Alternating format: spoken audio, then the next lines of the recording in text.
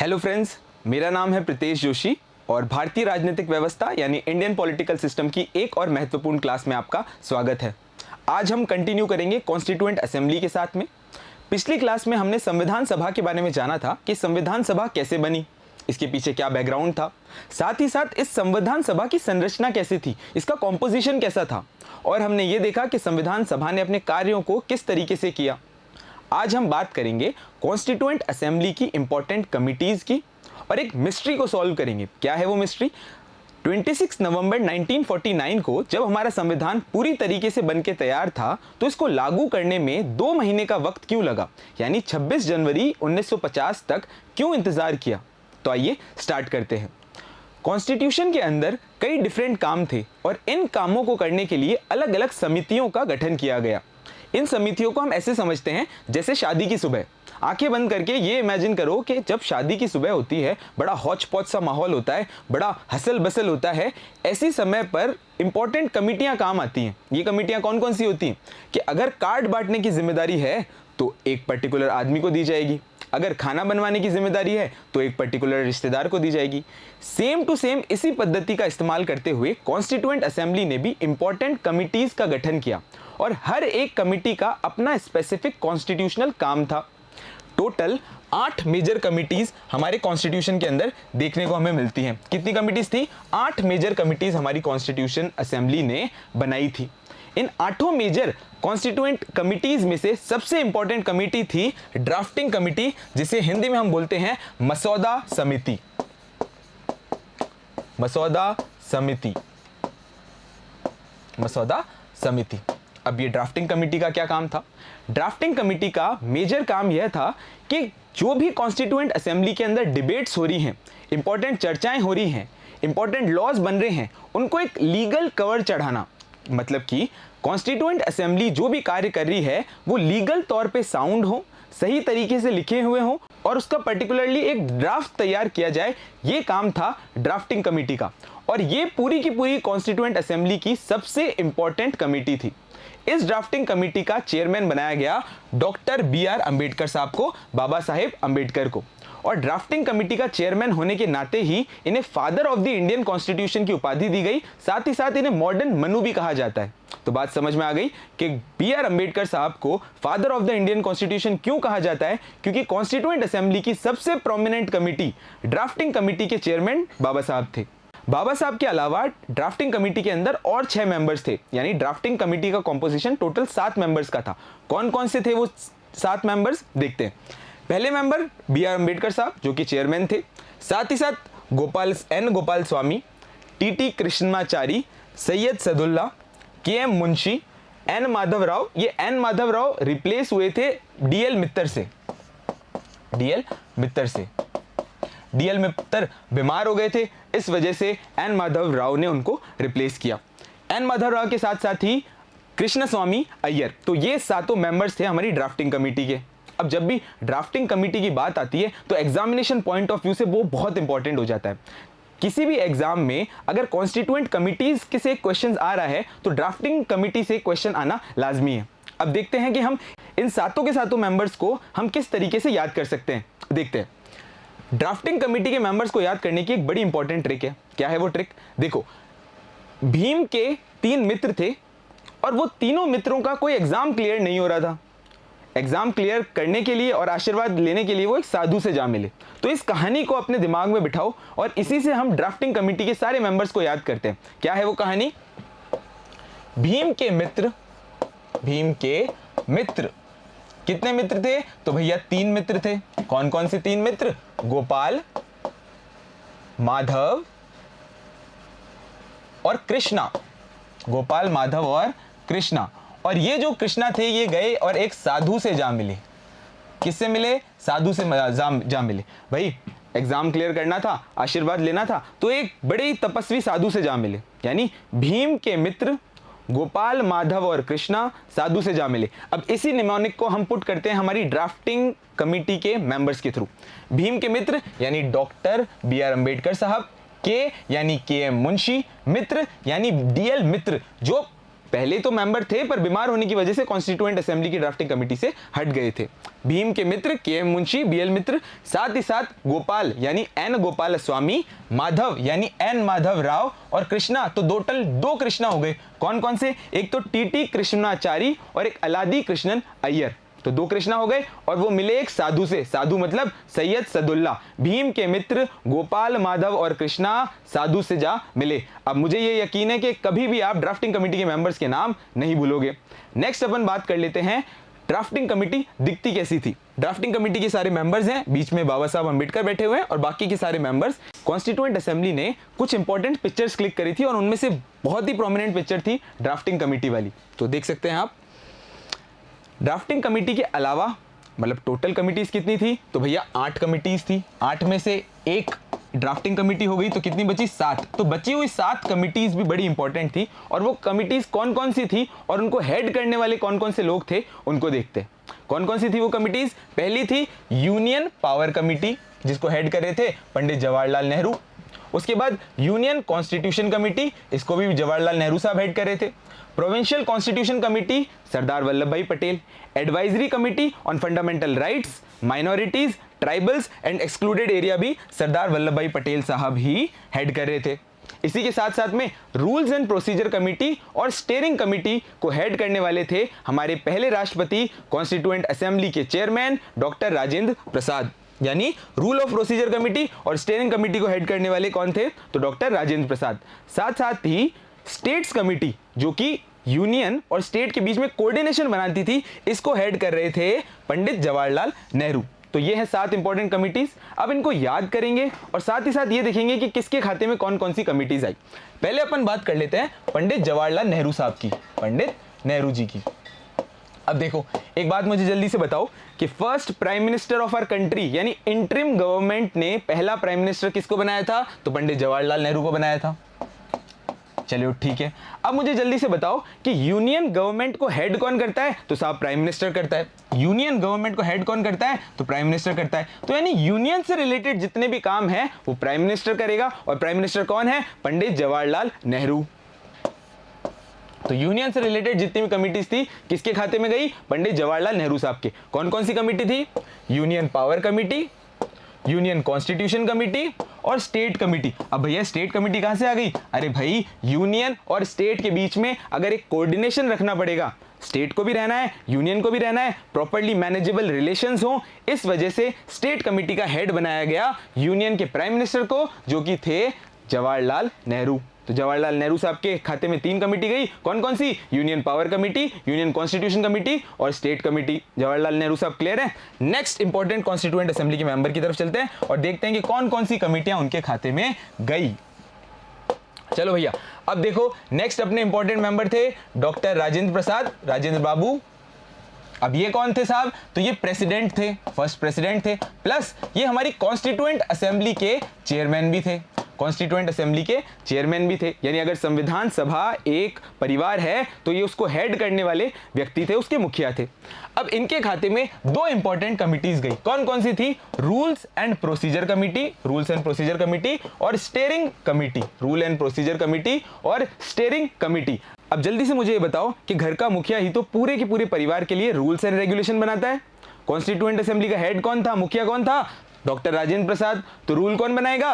Doctor Rajendra Prasad. इसलिए committee का head, rule and procedure committee का हेड किसको बना दिया? डॉक्टर राजेंद्र प्रसाद साहब को। नेक्स्ट अपन बात कर लेते हैं स्टीयरिंग कमेटी की। अब जल्दी से मुझे बताओ, एक गाड़ी है, नई गाड़ी ली। अब परिवार में सबसे एक्सपीरियंस्ड आदमी और उस परिवार का मुखिया यानी उस परिवार का हेड ही उस गाड़ी को चलाएगा। स्टीयरिंग पे कौन बैठेगा? हेड बैठेगा। और कॉन्स्टिट्यूएंट असेंबली का हेड कौन था? Doctor Rajendra Prasad. Head of the state यानी देश के सर्वोच्च पद पे कौन बैठा था? डॉक्टर राजेंद्र प्रसाद। तो स्टीयरिंग किसको थमाएंगे? डॉक्टर राजेंद्र प्रसाद। इसी वजह से स्टीयरिंग कमेटी का हेड किसको बना दिया गया? डॉक्टर राजेंद्र प्रसाद साहब को। क्लियर है यहां तक बात? नेक्स्ट इसके अलावा अपन देखते हैं कि पटेल साहब के खाते में कौन कौन सी कमिटीज गई और पटेल साहब की एक बड़ी महत्वपूर्ण कमेटी एडवाइजरी कमेटी के अंदर कौन कौन सी सब कमिटीज थी? तो सरदार वल्लभ भाई पटेल साहब। अब मुझे जल्दी से बता दो, सरदार वल्लभ भाई पटेल साहब को आयरन मैन कहते हैं नहीं कहते? और साथ ही साथ वो देश के होम मिनिस्टर भी थे और डिप्टी प्राइम मिनिस्टर भी थे। सरदार वल्लभ भाई पटेल आयरन मैन की उपाधि मिली। आयरन मैन की उपाधि क्यों मिली? टोनी स्टार्क से रिलेटेड थे? नहीं भाई, वो असली आयरन मैन थे। कैसे आयरन मैन थे? जितने भी हमारे प्रोविंसेस थे, जितने भी प्रिंसली स्टेट थे, उनमें सेपरेटिज्म की भावना आ रही थी और सरदार वल्लभ भाई पटेल ने देश की एकता और अखंडता को रखने के लिए इंपॉर्टेंट कार्य किए और उन्हीं कार्यों की वजह से उनको कहा जाता है आयरन मैन या फिर लौह पुरुष। अब सरदार वल्लभ भाई पटेल के खाते में दो मेजर कमिटीज गई। पहली कमेटी थी प्रोविंशियल कॉन्स्टिट्यूशन कमेटी। अरे भैया, प्रोविंसेस जिसकी वजह से आए, हमारे प्रोविंसेस पूरी तरीके से भारत की यूनियन में रहे, उसका श्रेय किसको जाता है? आयरन मैन को। आयरन मैन कौन थे? सरदार वल्लभ भाई पटेल। तो प्रोविंशियल की कॉन्स्टिट्यूशन कमेटी का हेड किसको बनाया जाएगा? सरदार वल्लभ भाई पटेल को। इसके अलावा एक बहुत ही महत्वपूर्ण कमेटी थी जिसका नाम था एडवाइजरी कमेटी। क्या नाम था? Advisory committee. और ये किस किस चीज के ऊपर एडवाइस देती थी? ये 4 चीजों के ऊपर एडवाइस देती थी। कौन कौन सी थी वो 4 चीजें? पहले देती थी ये फंडामेंटल राइट के ऊपर एडवाइस, फिर माइनॉरिटीज के ऊपर एडवाइस, इसके अलावा ट्राइबल्स के बारे में देखती थी और एक्सक्लूडेड एरियाज के बारे में देखती थी। अब एडवाइजरी कमेटी पे बड़ा इंपॉर्टेंट आदमी होना चाहिए और इंपॉर्टेंट आदमी कौन होगा? जो प्राइम मिनिस्टर का डेप्यूटी होगा। भाई, प्राइम मिनिस्टर साहब ने तो यूनियन को संभाल लिया, लेकिन बाकी सारे काम करने के लिए डिप्टी प्राइम मिनिस्टर होता है। डिप्टी प्राइम मिनिस्टर कौन थे? सरदार वल्लभ भाई पटेल। इसलिए एडवाइजरी कमेटी जैसी महत्वपूर्ण कमेटी का हेड किसको बनाया गया? सरदार वल्लभ भाई पटेल को। और ये एडवाइजरी कमेटी 4 चीजों के ऊपर एडवाइस देती थी। कौन कौन सी थी वो 4 चीजें? पहली थी फंडामेंटल राइट, दूसरी थी माइनॉरिटीज के ऊपर, ट्राइबल्स के ऊपर और एक्सक्लूडेड एरियाज के ऊपर। और इन्हीं सब कमिटीज, मतलब इतनी बड़ी कमेटी हो गई तो सब कमेटी भी बनानी पड़ेगी। इन्हीं सब कमिटीज का एक इंडिविजुअल हेड भी बनाया गया कि भाई फंडामेंटल राइट की एक सब कमेटी होनी चाहिए, माइनॉरिटीज की एक सब कमेटी होनी चाहिए। इन सारी सब कमिटीज का एक एक इंडिविजुअल हेड भी बनाया और वो थे, फंडामेंटल राइट गई JB कृपलानी साहब के साथ में। आचार्य कृपलानी नाम सुना ही होगा। साथ ही साथ माइनॉरिटीज गई HC मुखर्जी के बारे में। HC मुखर्जी साहब के साथ। HC मुखर्जी कौन है भैया? हमारी कॉन्स्टिट्यूएंट असेंबली के वाइस चेयरमैन। भाई, चेयरमैन साहब तो कौन थे? डॉक्टर राजेंद्र प्रसाद। और वाइस प्रेसिडेंट या वाइस चेयरमैन कौन थे? HC मुखर्जी। चलो, नेक्स्ट कमेटी गई ट्राइबल वाली। तो ट्राइबल किसके हाथ में गई? गोपीनाथ बोरडोलोई के हाथ में। और एक्सक्लूडेड एरिया की जो सब कमेटी थी वो गई AV ठक्कर साहब के हाथ में। किसके हाथ में गई? AV ठक्कर साहब के हाथ में। चलो भाई, यहां तक पूरी क्लियर बात है। सरदार वल्लभ भाई पटेल के हाथ में कौन कौन सी कमिटीज गई? जो प्रोविंसेस से रिलेटेड थी और एडवाइस देती थी। प्रोविंसेस वाली प्रोविंशियल कॉन्स्टिट्यूशन कमेटी और एडवाइस वाली 4 कमेटियां। कौन कौन सी छोटी कमिटीज थी? एक फंडामेंटल राइट, माइनॉरिटीज, ट्राइबल्स और एक्सक्लूडेड एरिया। और इनके भी इंडिविजुअल हेड गए। फंडामेंटल राइट्स गई JB कृपलानी साहब के साथ में, ट्राइबल्स वाली गई गोपीनाथ बोरडोलोई के साथ में, एक्सक्लूडेड एरिया वाली गई AV ठक्कर साहब के हाथ में, और साथ ही साथ माइनॉरिटीज की सब कमेटी गई HC मुखर्जी साहब के हाथ में। तो ये इंपॉर्टेंट 7 कमेटियां हो गई। फर्स्ट से लेकर हमने ड्राफ्टिंग कमेटी देखी, उसके अलावा फिर हमने कमिटीज को सेग्रीगेट कर दिया इंपॉर्टेंट पर्सनैलिटी के हिसाब से। नेहरू साहब की 3 कमिटीज, डॉक्टर राजेंद्र प्रसाद साहब की 2 कमिटीज और सरदार वल्लभ भाई पटेल की 2 कमिटीज। ठीक है, अब अपन इंपॉर्टेंट बात कर लेते हैं संविधान के इनेक्टमेंट की, कि जो संविधान बन के तैयार था ये प्रभाव में कब आया, कितनी तारीख को आया, कौन कौन से ड्राफ्ट थे, ये सारी बात हम इस टॉपिक के अंदर चर्चा करते हैं। इनेक्टमेंट ऑफ द कॉन्स्टिट्यूशन यानी संविधान का प्रभाव में आना। अब देखो क्या हुआ। ड्राफ्टिंग कमेटी की बात मैंने बताई दी थी। ड्राफ्टिंग कमेटी का क्या काम था? लीगल कवर चढ़ाना और एक कॉन्स्टिट्यूशन का प्रॉपर ड्राफ्ट बनाना। तो ड्राफ्टिंग कमेटी ने अपना पूरा का पूरा कॉन्स्टिट्यूशन बना के एक ड्राफ्ट के तौर पे कॉन्स्टिट्यूएंट असेंबली के सामने रखा, और उस कॉन्स्टिट्यूएंट असेंबली ने 3 रीडिंग्स के बाद में उस मोशन को पास कर दिया। भाई, कॉन्स्टिट्यूशन है, छोटी मोटी किताब तो है नहीं, इतनी बड़ी किताब है, कोई त्रुटि ना रह जाए, कोई छोटा मोटा एरर ना रह जाए, इस वजह से कॉन्स्टिट्यूएंट असेंबली ने कॉन्स्टिट्यूशन को 3 बार पढ़ा और उसके बाद उस मोशन को पास कर दिया।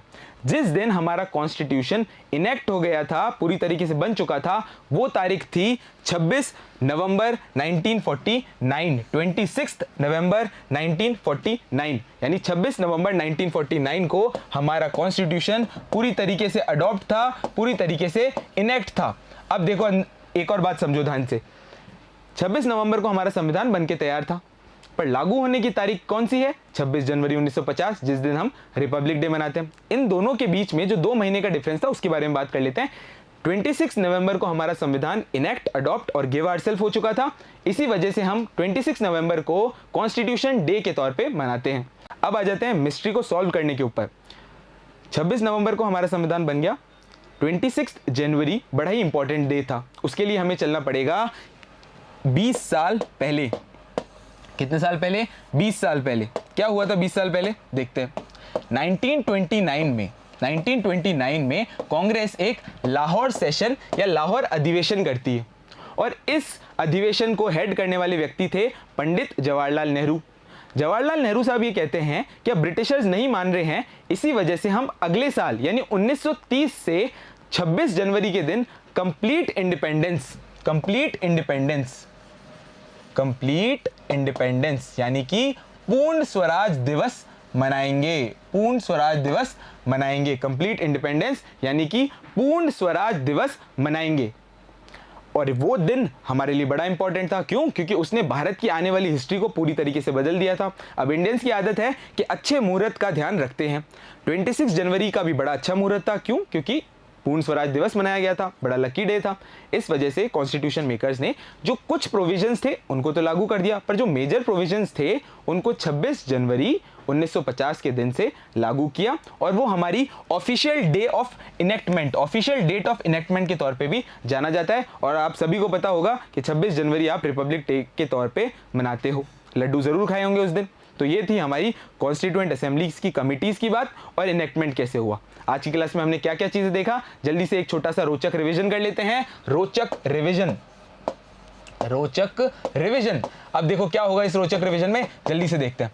सबसे पहले हमने इंपॉर्टेंट कमिटीज देखी। तो पहली इंपॉर्टेंट कमिटी थी कौन सी? Drafting committee. टोटल कमिटीज कितनी थी? 8 कमिटीज थी। अच्छा, बची हुई 7 कमिटी के बारे में बता दो। तो बची हुई 7 कमिटी में से पहली कमिटी थी union constitution committee, union power committee और तीसरी थी स्टेट कमिटी। ये तीनों कमिटी किसके हेड में गई? अरे भाई, जब यूनियन की बात चल रही है तो प्राइम मिनिस्टर के हेड में जाएगी और प्राइम मिनिस्टर कौन थे? पंडित जवाहरलाल नेहरू साहब। ठीक है भाई, घबराना नहीं है बिल्कुल भी। चलो, फिर इसके अलावा 2 important committee, rules and procedure committee और स्टीयरिंग कमिटी किसके खाते में गई? अरे भाई, जो घर का मुखिया होगा, जो हेड ऑफ द स्टेट होगा। हेड ऑफ द स्टेट कौन थे? डॉक्टर राजेंद्र प्रसाद। तो ये दोनों कमिटियां किसके खाते में गई? डॉक्टर राजेंद्र प्रसाद साहब के। ठीक है, और पटेल साहब के हाथ में भी 2 इंपॉर्टेंट कमिटीज थी। एडवाइजरी कमिटी, फंडामेंटल राइट वाली, माइनॉरिटी वाली, ट्राइबल्स वाली और एक्सक्लूडेड एरिया वाली। और एक और इंपॉर्टेंट कमिटी थी कौन सी? Provincial constitution committee. Iron man थे, प्रोविंसेस को साथ में रखा था, एकता और अखंडता का ध्यान रखा था। इस वजह से ये 2 कमिटीज उनके हाथ में गई। इसके बाद हमने इनेक्टमेंट की तारीख देखी। तो इनेक्टमेंट किस तारीख को हुआ था? 26 नवंबर को हुआ था। और उस दिन हमने 395 आर्टिकल्स, 8 शेड्यूल और प्रीएम्बल्स के साथ में हमारे संविधान को अडॉप्ट कर लिया था, इनेक्ट कर लिया था। पर हमने 2 महीने का इंतजार किया। क्यों किया? क्योंकि पूर्ण स्वराज दिवस 26 जनवरी 1929 के लाहौर सेशन में फिक्स किया गया था और इसी वजह से हमने 26 जनवरी 1950 को हमारा संविधान लागू किया और उस दिन हम रिपब्लिक डे मनाते हैं। तो ये थी कॉन्स्टिट्यूएंट असेंबली की पूरी कहानी। Thank you.